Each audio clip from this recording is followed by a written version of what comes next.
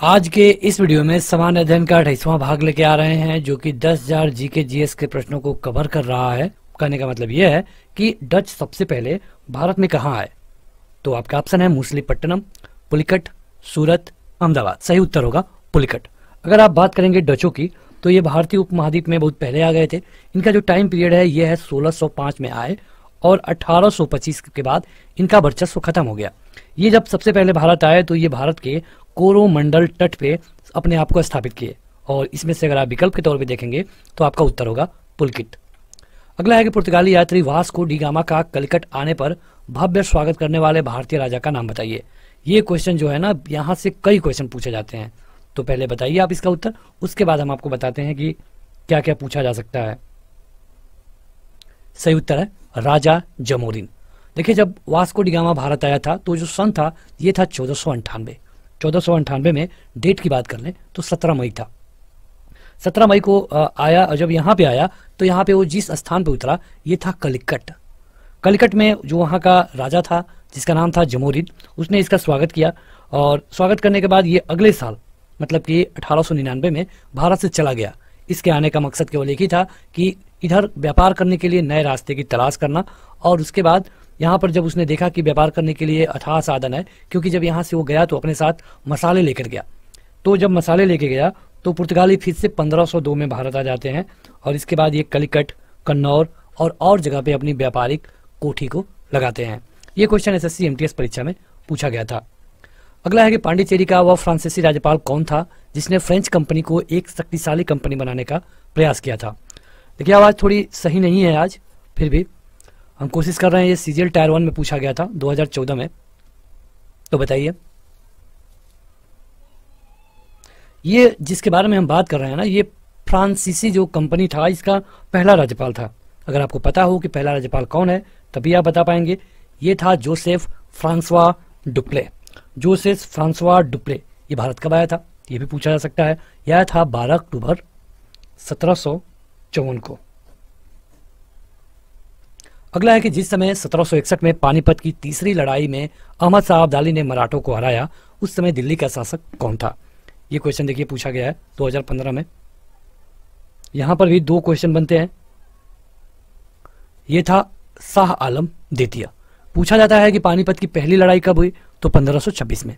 किसके किसके बीच, तो बाबर और इब्राहिम लोदी। इब्राहिम लोदी। दूसरी लड़ाई कब हुई, तो 1556। किसके किसके बीच, हेमू और अकबर। तीसरी लड़ाई कब हुई, 1761 में। ये हम पानीपत की बात कर रहे हैं। पानीपत का पहला, दूसरा और तीसरी लड़ाई होती है 1761 में। इसमें अहमद शाह अब्दाली और ये मराठों के बीच हुआ था, जिसमें मराठा बुरी तरह से हार गए। इस क्वेश्चन में पूछा गया था कि उस समय दिल्ली का राजा कौन था, तो उस समय दिल्ली का राजा था शाह आलम द्वितीय। अगला है कि कौन से पुर्तगाली नेता ने ब्लू वाटर पॉलिसी शुरू की। ब्लू वाटर पॉलिसी बताइए। देखिए, क्या हुआ कि जब सबसे पहले पुर्तगाली भारत आए, इसके बाद फ्रांसीसी और भी जो शक्तियां थी वो भारत आने लगी, तो जो यहाँ का इनका एक गवर्नर था जिसका नाम था फ्रांसिस्को डी अल्मोड़ा, इसने कहा कि अब आप पानी में जो आपके रास्ते हैं उसमें पावरफुल होइए, क्योंकि यहाँ से कोई ना आ पाए, क्योंकि अगर आप पानी में पावरफुल हो जाएंगे तो कोई बाहर से इंडिया तक पहुंच नहीं पाएगा। तो ये था ब्लू वाटर पॉलिसी, और इसको शुरू किया था फ्रांसिस्को डी अल्मेड़ा ने। इसको ब्लू वाटर कहा जाता है। ब्लू वाटर का मतलब आप एक शब्द में कहें तो ये कहिए कि समुद्र में अपने आप को मजबूत करना। ये क्वेश्चन सीजीएल में पूछा गया है, काफी टफ क्वेश्चन है। मुर्शिद कुली खान, अली वर्दी खान और सिराजुद्दौला ये कहाँ के नवाब थे। 5 सेकंड लीजिए और अपना उत्तर जरूर कमेंट करके बताइए। वैसे अगर आप पेपर लेके बैठते तो ज़्यादा बेहतर होता। एक सीट पे आपको पता चल जाएगा कि आपने 50 में से कितना क्वेश्चन किया। देखिए, ये वीडियो जो आप देख रहे हैं आपको 3 फॉर्मेट में मिलती है। जब सिंगल वीडियो होगी तो आपको 50 क्वेश्चन मिलते हैं। जब एक थोड़ी मतलब सेमी कंबाइंड वीडियो होगी तो 150 क्वेश्चन मिलते हैं, और जब एक कंबाइंड वीडियो होगी तो वहाँ पे एक ही वीडियो में आपको 1000 क्वेश्चन मिल जाते हैं। तो आप डेली वाली वीडियो देखते रहिए, क्योंकि इसके लिए आपको कम समय देना पड़ेगा। देखिए, यहाँ पे ये नवाब थे बंगाल के। अगर आप सबका टाइम पीरियड जाने तो आपके लिए ज़्यादा आसानी होगी। जैसे मुर्शिद कुली खान, ये इनका जो टाइम पीरियड है 1717 से लेके 1772 तक है। इसके अलावा अली वर्दी खान, इनका टाइम पीरियड है 1740 से लेकर के 1756 तक। इसके अलावा सिराजुद्दौला, तो सिराजुद्दौला का जो टाइम पीरियड है ये है 1756 से लेकर के 1757।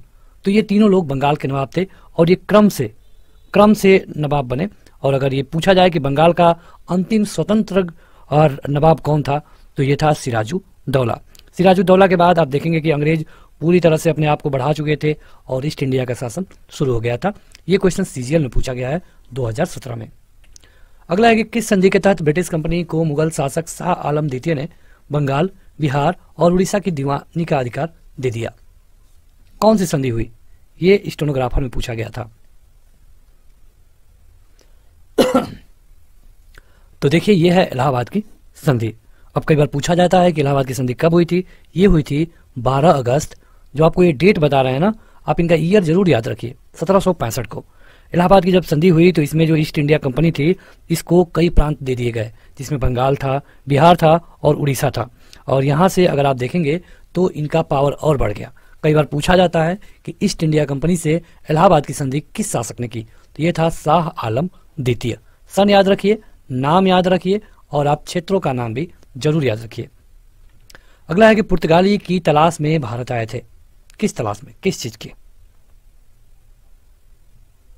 तो पुर्तगाली भारत आए थे मसालों की तलाश में। ये क्वेश्चन साइंटिफिक असिस्टेंट 2017 में पूछा जा चुका है। अगला है कि वास्को डी गामा 1498 में भारत में कहां पर आया था? देखिए अगर आप पूरी सीरीज को देखेंगे, जब आप प्लेलिस्ट में जाएंगे तो वहां पे आपको जनरल नॉलेज के नाम से, जनरल स्टडीज के नाम से ये मिलेगा। वैसे आप एप्लीकेशन पे जाइए, वहाँ पे ज़्यादा मशक्कत नहीं करनी होती है, सब कुछ आपको बिना झंझट का मिल जाता है। तो वहाँ पे आपको सबसे पहले प्राचीन इतिहास मिलेगा, फिर मध्यकालीन इतिहास, अब आप जो देख रहे हैं ये आधुनिक का इतिहास है। तो इस तरह आप क्रम से देख पाएंगे। वास्को डी गामा भारत में आया था कलिकट पे, ये हम पहले ही बता चुके हैं, जेई सिविल में पूछा था। 1857 के विद्रोह के दौरान बहादुर शाह ने किसे साहब ए आलम बहादुर का खिताब दिया था? ये भी सिविल जेई वाले में पूछा जा चुका है। किसको दिया? ये था बख्त खान। बख्त खान क्या दिया गया था? साहब ए आलम बहादुर। देखिए 1857 के जो विद्रोह था इसे सैनिक विद्रोह कहा जाता है। सैनिक विद्रोह पूरी तरह से कहना ठीक नहीं होगा, क्योंकि हाँ इसे शुरू किया था सैनिकों ने, लेकिन बाद में इसमें कई सारे राजा भी जुड़े, कई सारे स्वतंत्रता सेनानी भी जुड़े। तो सैनिक विद्रोह शुरू में था, हालांकि ये बाद में फेल हो गया, फिर भी अपना प्रभाव छोड़ने में काफी था। अगला है कि बंगाल में दैत शासन तंत्र की शुरुआत किसने की? दैत शासन मतलब डुअल सिस्टम, ये की गई रॉबर्ट क्लाइव के द्वारा। देखिए रॉबर्ट क्लाइव ही था जो कि इलाहाबाद की संधि की कब? 1765 में। जब इसमें इलाहाबाद की संधि हुई तो वहां पे दैत शासन लगा दिया गया। दैत शासन का क्या मतलब है कि कंपनी के पास कुछ मामले रहेंगे, कुछ राजा के पास मामले दे दिए जाएंगे। जैसे कंपनी ने ये किया, जो ईस्ट इंडिया कंपनी थी, जो पैसे वाले मामले थे उसे अपने पास रख लिया, जो पब्लिक सेक्टर वाले मामले थे जैसे कि हेल्थ, ट्रांसपोर्ट, इस तरह के मामलों को जहां कम पैसे थे उसे उस समय के राजा को दे दिया। प्रॉब्लम ये होती थी कि उस समय प्लेग, इस तरह की खतरनाक बीमारियां होती थी और लोग जब मरते थे तो वो राजा पे नाराज होते थे। अगला है कि गुजरात का शासक बहादुर शाह किसके साथ हुए संघर्ष में मारा गया? ये सीएचएसएल में पूछा गया है, तो बताइए। ये किया गया था पुर्तगालियों के साथ। हुआ ये था कि 1536 में बहादुर शाह उनके साथ समझौता किया, लेकिन जब जहाज पे गया तो पुर्तगालियों ने उसे वहीं पे मार डाला। और इसके हत्या के कारण कई हैं। पुर्तगालियों ने एक ये भी मिलता है कि पुर्तगालियों के साथ वो गठबंधन नहीं कर पाया, बाद में दमन एंड दीव में उसकी घेराबंदी हुई और उसे मार दिया गया। लेकिन आप देखेंगे कि अगर पुर्तगालियों का भारत में, तो पुर्तगाली 1961 तक भारत में टिके रहे, गोवा इनके कब्जे में था। अगला है कि सिराजुद्दौला ने किस शहर का नाम अली नगर में परिवर्तित किया था? नाम बदलना, ये क्वेश्चन एएसआई दिल्ली पुलिस में पूछा गया है 2017 में। तो बताइए, ये बदला गया था कलकत्ता का नाम। कलकत्ता का नाम उसने कलकत्ता का नाम बदल करके अली नगर कर दिया। कब? 1756 में। क्या हुआ था कि 1756 में ये जो कलकत्ता में फोर्ट विलियम है ये अंग्रेजों के पास था, लेकिन सिराजुद्दौला उसे जीत गया और जब जीत गया तो उसने कह दिया कि इसका नाम अली नगर होगा। और जो उसके दादा थे जिनका नाम था अली वर्दी खान, इन्होंने ही वो नाम सुझाया था कि कलकत्ता का नाम अली नगर रख दो। हालांकि ये काफी दिनों तक नहीं चल पाया और अंग्रेज फिर से फोर्ट विलियम पे कब्जा कर लिए। अगला है कि किसे मैसूर के शेर के नाम से जाना जाता है? मैसूर का शेर किसे कहते हैं? बताइए। ये कहते हैं टीपू सुल्तान को। टीपू सुल्तान को और टाइगर ऑफ मैसूर के नाम से जाना जाता है, और कई कारण है। एक तो बहादुर था, इसके अलावा उससे बाघों से काफ़ी लगाव भी था, तो इसे मैसूर का शेर कहते हैं। अगला है कि टीपू सुल्तान का पिता कौन था? कौन था टीपू सुल्तान का पिता? टीपू सुल्तान का जो पिता था इसका नाम था हैदर अली। ये क्वेश्चन एमटीएस में पूछा गया है। आप इसे काफ़ी आसान क्वेश्चन कह सकते हैं, क्योंकि हैदर अली 2 युद्ध करता है अंग्रेजों के साथ, बाद में टीपू सुल्तान 2 युद्ध करता है अंग्रेजों के साथ, और टीपू सुल्तान मारा जाता है। अगला है कि फ्रांसीसियों ने सूरत में अपना पहला कारखाना और दूसरा कारखाना स्थापित किया था कहाँ पे? ये आपको बताना है। फ्रांसीसी सूरत में पहला लगा दिए, दूसरा कहाँ पे लगाए, ये पूछा गया है। CHSL टायर 1 में ये क्वेश्चन पूछा गया था 2018 में। तो ये लगा ये मूसलीपट्टनम में। कहाँ पे? मूसलीपट्टनम में। ये भी क्वेश्चन पूछा जाता है। हम लोग बस अंग्रेजों पर ही फोकस करके रह जाते हैं, लेकिन ये भी जानिए, ये फ्रांसीसी जब भारत में आए तो जो सन चल रहा था ये था 1664। 1664 के बाद ये लोग 1668 में अपनी पहली फैक्ट्री खोले। कहाँ पे? तो सूरत में। और बाद में जो उनका दूसरी फैक्ट्री खुला, ये खुला था मूसलीपट्टनम में। उस समय उसको मछलीपट्टनम कहा जाता था, अब मूसलीपट्टनम है। फ्रेंच ईस्ट इंडिया कंपनी ने पांडिचेरी किससे प्राप्त किया था? सारे सिलेक्टेड क्वेश्चन है, और इससे ज़्यादा मतलब कि उदाहरण क्या दें जो आपके परीक्षा में पूछा गया है। हम यहाँ पे करीब 150 से अधिक 50 प्रश्नों वाली वीडियो कवर करेंगे। 150 से अधिक वीडियो हो जाएंगे। फ्रेंच ईस्ट इंडिया कंपनी ये पाए थे बीजापुर के सुल्तान से, और कब? तो ये पाए थे 1673 में। देखिए यहाँ पे नंबर को लेकर थोड़ी गड़बड़ी हो गई थी, फिर भी आगे बढ़ते हैं। क्वेश्चन है कि भारत में फ्रांसीसी उपनिवेश की राजधानी क्या थी? जो फ्रांसीसी थे वो उनकी राजधानी कहाँ पे थी, ये आपसे पूछा गया है। देखिए ये था पांडिचेरी, लेकिन यहाँ पे तो है पुडुचेरी, यानी कि अब नाम बदल गया है, और पुडुचेरी हमारे देश का एक यूनियन टेरिटरी है। अगर आप देखेंगे 2020 की इंडिया की, तो यहाँ पे 3 यूनियन टेरिटरी हैं, जहां पर सीएम के साथ साथ लेफ्टिनेंट गवर्नर भी है, जिसमें से पहला है पुडुचेरी, दूसरा है जम्मू एंड कश्मीर, और तीसरा कौन है आप ये हमें कमेंट करके बताएंगे कमेंट बॉक्स में। कमेंट बॉक्स में कमेंट करके बताइएगा। अगला है कि 1757 के प्लासी के युद्ध में सिराजुद्दौला के साथ किसने विश्वासघात किया? किसने विश्वासघात किया ये आपसे पूछा गया है। ये किया गया था मीर जाफर के द्वारा।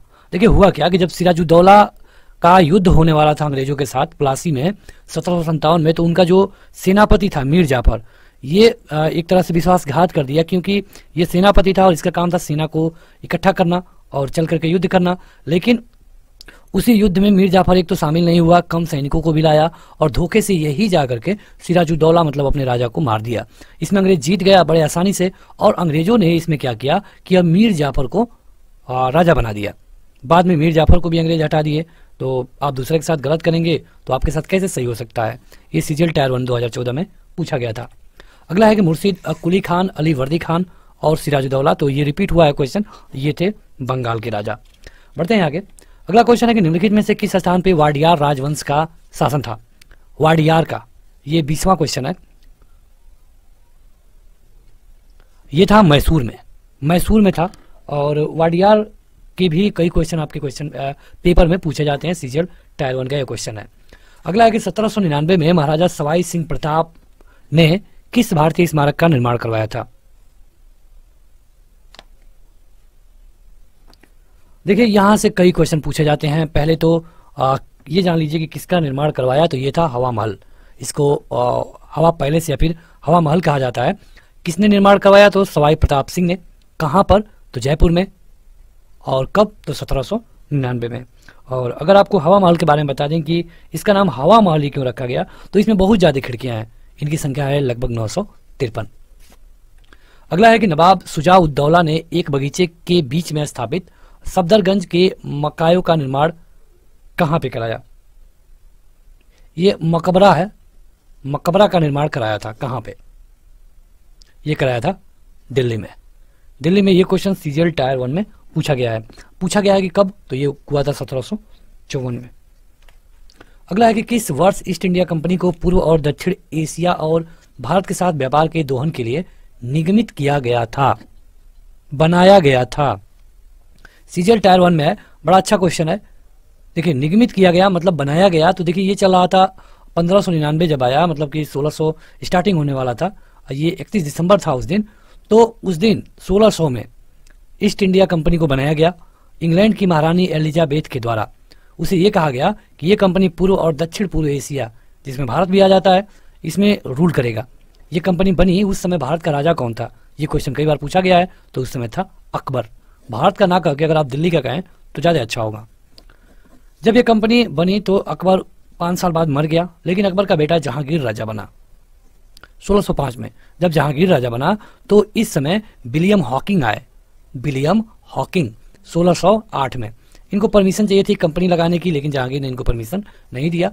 अगले साल मतलब कि 2-3 साल बाद 1613 या फिर 15 में, कहीं कहीं 13 मिलता है, कहीं 15 मिलता है, तो इससे आपको ज़्यादा कन्फ्यूजन नहीं होनी चाहिए। जो भी आपको विकल्प रहेगा उस पर आप ट्रिक कर लीजिएगा। वैसे 15 बहुत ज़्यादा मिलता है। तो इस समय सर थॉमस रो आए। जब थॉमस रो आए तो उनको परमिशन दे दी गई।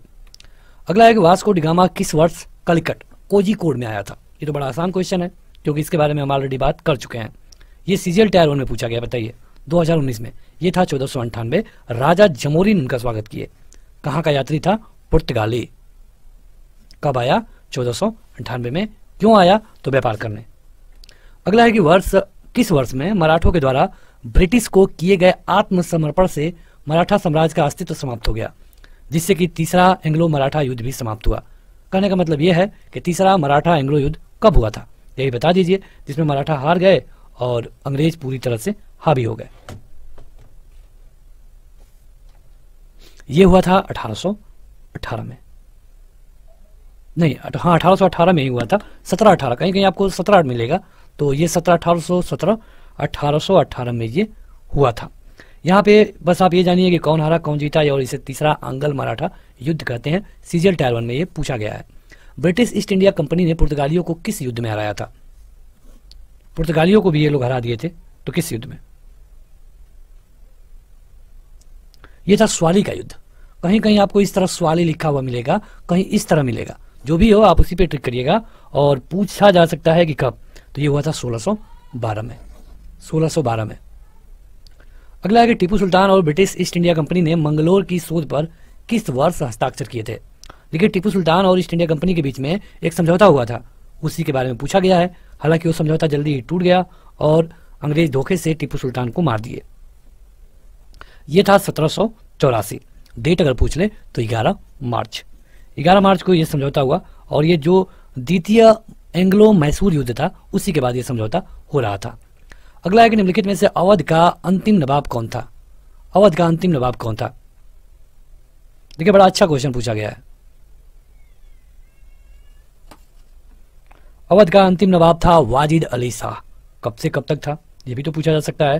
तो ये था 1847 से लेकर के 1856 तक। 1847 से लेकर के 1856 तक। ये अगर आप देखेंगे तो 10वें राजा थे मुगल में, और ये अवध के अंतिम नवाब थे वाजिद अली शाह। सीजीएल टायर 1 में पूछा गया है। भारत में पुर्तगाली शासन को समाप्त करने वाले समर्पण दस्तावेज पर किस दिनांक को हस्ताक्षर किए गए थे? देखिए दिनांक भी पूछ लिया है और सीजीएल टायर 1 में यह क्वेश्चन पूछा गया था।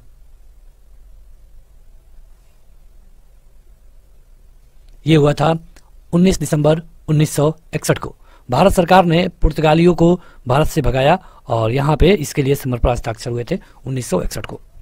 अगला है कि मंगलोर की संधि पर, देखिए यहाँ से ये क्वेश्चन पूछा जाता है, और जो केबीसी में एक बार ये 5 करोड़ के लिए क्वेश्चन पूछा गया था। क्वेश्चन ये था कि बताइए कि इनमें से कौन है जो कि भारत में सबसे पहले आए और सबसे बाद में गए? तो पुर्तगाली हैं जो कि पहले आते हैं और बाद में जाते हैं, यानी कि 1961 में जाते हैं। इसके अलावा फ्रांसीसी, तुर्क जो भी आए, ये या तो पहले आए बाद में गए, या फिर बाद में आए और पहले चले गए। तो ये क्वेश्चन था 5 करोड़ के लिए। अगला है कि मंगलोर की संधि पर ब्रिटिश ईस्ट इंडिया कंपनी और किसके बीच में हस्ताक्षर किए गए? पहले तो ये जानिए कि ये हुआ कहाँ पे। तो मंगलोर से आप नाम से जान सकते हैं, ये टीपू सुल्तान के द्वारा इस पे हस्ताक्षर किए गए थे। क्या बता पाएंगे कब? 1784 में। कोई डेट पूछ ले तो 11 मार्च। देखिए जो भी आपको एक्स्ट्रा फैक्ट बताया जा रहा है आप उसे वीडियो को दोबारा देख कर ही याद कर पाएंगे। तो जरूरी है कि आप इस वीडियो को लाइक कर दें, ताकि अगर आप अपने यूट्यूब में लाइक वाले सेक्शन में जाएंगे तो भी आपको ये वीडियो मिल जाए। ऐप पे जाइए, वहाँ पे कम झंझट मिलेगी और आसानी से आप सभी वीडियो देख पाएंगे। अगला है कि वार्ड गांव का सम्मेलन किस वर्ष में हुआ था?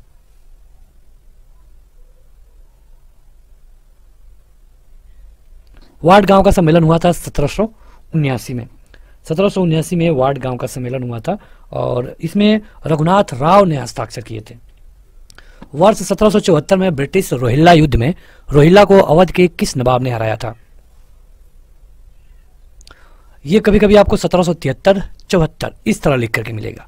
तो एक वर्ष से आप ज्यादा परेशान मत होइए, मतलब कि आपने यहाँ पे देख लिया 74, कहीं आपको 73 मिल गया तो उससे आपको परेशान होने की जरूरत नहीं है। इसके लिए सही उत्तर होगा शुजा उद दौला। ये 10+2 में पूछा गया है। अगला है कि श्रीरंगपट्टनम किस किला, कहां पर किला में स्थित है?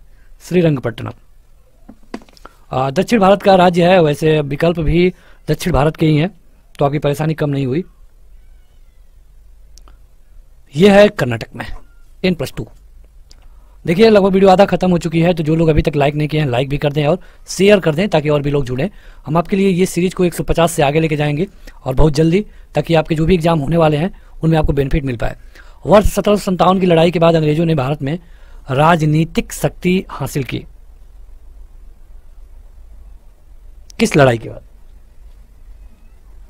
यह आपका क्वेश्चन है। यह था प्लासी का युद्ध। प्लासी का युद्ध हुआ था 1757 में। अलीवर्दी खान के बाद बंगाल का नवाब कौन बना? देखिए वीडियो के स्टार्टिंग में हमने आपको ईयर बताया था, अगर आपने उसे याद रखा होता तो अभी तक आपका उत्तर आ गया होता इस क्वेश्चन के लिए। ये थे सिराज उद दौला। जब इनको राजा बनाया गया ना तो ये केवल 23 साल के थे और डेट था 1756। ये एमटीएस में पूछा गया है। पानीपत की तीसरी लड़ाई निम्नलिखित में से किसके किसके बीच लड़ी गई थी? देखिए अगर आपको याद हो पहला दूसरा क्वेश्चन तो आप बता पाएंगे। हमने बताया था कि याद रखिए कौन कौन लड़ा, कौन हारा, कब हुआ। हमने पानीपत की तीनों लड़ाइयों को बताया था। पानीपत की ये दूसरी लड़ाई है, ठीक है, और पानीपत की तीसरी लड़ाई यहां पे पूछा गया, बताइए। तो ये है मराठा और दुर्रानी समाज। दुर्रानी कहिए या फिर अंग्रेज कहिए, ब्रिटिश। तो इसमें जो मराठा थे वो हार गए थे, ठीक है। और दुर्रानी कहने का क्या मतलब है? ये दुर्रानी है, ब्रिटिश नहीं है, क्योंकि उसका पूरा नाम क्या था? अहमद शाह दुर्रानी, ये नाम था। तो मराठा और दुर्रानी समाज के बीच में हुआ था 1761 में। 1799 में श्रीरंगपट्टनम की लड़ाई में अंग्रेजों ने किसे हराया? ये ऑप्शन है, एमटीएस में पूछा गया है, बताइए। हम 1 मिनट बाद इसका उत्तर बताएंगे, तब तक आप इसे जरूर लाइक कर दें।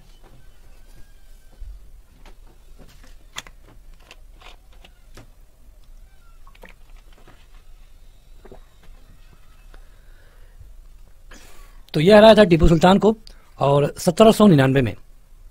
अगला है कि श्रीरंगपट्टनम के युद्ध में टीपू सुल्तान की हार के बाद अंग्रेजों के साथ एक सहायक गठबंधन के तरह मैसूर पर किसने शासन किया? यह क्वेश्चन 2019 में पूछा गया था एसएससी के एक एग्जाम में, तो बताइए। यह किया गया था वाडियारो के द्वारा। देखिए जो चौथा एंग्लो मैसूर युद्ध हुआ जिसमें कि टीपू सुल्तान मारा गया, हम बात कर रहे थे 1799 की, उसके बाद की ये कहानी है। उसके बाद वाडियारो ने वहां पे कुछ समय तक शासन किया और कारण ये था कि अंग्रेजों के साथ इन लोगों ने गठबंधन कर लिया था। अगला है कि 1756 में अलीवर्दी खान की मृत्यु के बाद बंगाल का गवर्नर कौन बना? तो देखिए ये फिर से रिपीटेड क्वेश्चन है, ये बना था सिराज उद दौला। अगला है कि मराठा साम्राज्य और ब्रिटिश ईस्ट इंडिया कंपनी के प्रतिनिधियों में ने किस वर्ष सालबाई की संधि पर हस्ताक्षर किया? सालबाई की संधि ये हुआ था 1782 में। देखिए जब पहला आंग्ल मराठा युद्ध खत्म हुआ तब ये सालबाई की संधि हुई थी। डेट था 17 मई 1782 और इसमें शर्त यह था कि अंग्रेजों जो थे माधव राय नारायण को मराठा साम्राज्य के पेशवा के रूप में स्वीकार कर लिए। उन्होंने कहा कि अगर इनको पेशवा बनाया जाएगा तो हमें कोई दिक्कत नहीं है। आगे बढ़ते हैं तो अगला है कि देखिए राज्य अपहरण नीति, मतलब कि हड़प नीति जिसको कहते हैं, सबसे पहले किस भारतीय रियासत में लागू की गई थी? देखिए इसे अंग्रेजी में डॉक्ट्राइन ऑफ लैप्स बोलते हैं और ये सबसे पहले सतारा पे लगाया गया। इसको हिंदी में राज्य अपहरण नीति बोला जाता है। सबसे पहले 1848 में सतारा में जैतपुर है, संबलपुर है, इसको लिया गया। उसके बाद से कहीं ना कहीं उदयपुर को लिया गया। उदयपुर को 1852 में ये लोग ले लिए, झांसी को 1853 में ले लिए, नागपुर को 1854 में ले लिए। तो ये सारे क्रम है, लेकिन सबसे पहले लिया गया था सतारा को। भारत में आंग्ल फ्रेंच शत्रुता में निम्नलिखित में से कौन सी लड़ाई निर्णायक सिद्ध हुई? आंग्ल फ्रेंच, आंग्ल मतलब कि अंग्रेज, फ्रेंच मतलब कि फ्रांसीसी। ये था बांडीवास का युद्ध। बांडीवास का युद्ध कब हुआ था? 22 जनवरी 1760। यहाँ पे देखिए कई कारण थे इनके इंडिया में युद्ध होने के, क्योंकि इंडिया से बाहर ऑलरेडी इनके युद्ध हो रहे थे और वही युद्ध यहाँ पर भी कहीं कहीं कंटिन्यू हो गया। अगला है कि किस गवर्नर जनरल का नाम राज्य हड़प नीति डॉक्ट्राइन ऑफ लैप्स के साथ जुड़ा हुआ है? बड़ा अच्छा क्वेश्चन है। ये लाया था लॉर्ड डलहौजी। इस क्वेश्चन का इंपॉर्टेंस कितना है आप देख सकते हैं, 1 2 3 4 बार पूछा गया है। चलिए यहाँ पे हम सब बता देते हैं कब कब इन्होंने राज्यों को हड़पा। पहला सतारा 1848, संभलपुर, क्योंकि पता नहीं कब आपसे क्वेश्चन पूछ ले, बघाट 1850, उदयपुर 1852 और झांसी 1853, नागपुर 1854। इसीलिए 1857 की क्रांति भी हुई थी। ठीक है, अगला है कि ब्लैक होल त्रासदी कहाँ पे घटी? वैसे अगर आप चाहें तो इसे स्क्रीनशॉट ले सकते हैं, बाद में आप लिख लेंगे। वैसे तो बुक में सब कुछ है, यहाँ पे केवल आप रिवीजन के लिए आ रहे हैं, जो कि काफ़ी बेहतर फैसला होगा आपका। ब्लैक होल त्रासदी कहाँ पे घटी थी? ब्लैक होल ये हुई थी कलकत्ता में।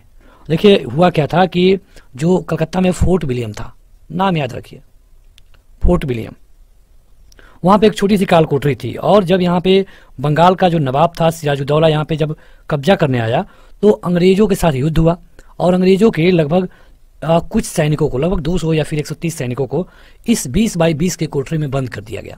अब ये कोठरी काफ़ी छोटी थी, लोग ज़्यादा थे और जैसा कि हमने आपको बताया कि ये काल कोठरी थी, इसमें लगभग 130 लोगों की मृत्यु हो गई। बाकी जो 10-15 बचे उनको इस राजा ने छोड़ दिया, ये अंग्रेज थे।